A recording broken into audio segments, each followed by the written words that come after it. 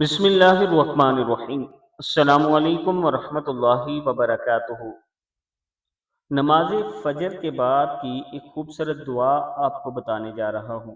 اگر آپ نماز فجر کے بعد یہ دعا پڑھ لیتے ہیں تو اپنی دنیا کے لیے آپ نے ایک خوبصورت دعا کر دی۔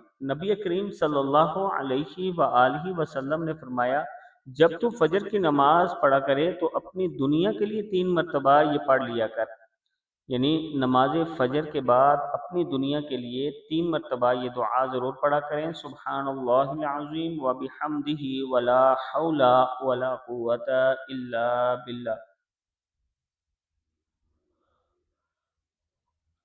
اللہ تعالیٰ تجھے 4 بیماریوں سے نجات میں رکھے گا: پاگل پن، کوڑ، اندھا پن اور فالج۔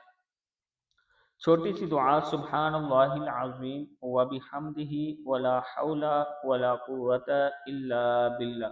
سبحان اللہ العظیم و بحمدہ ولا حول ولا قوت الا باللہ۔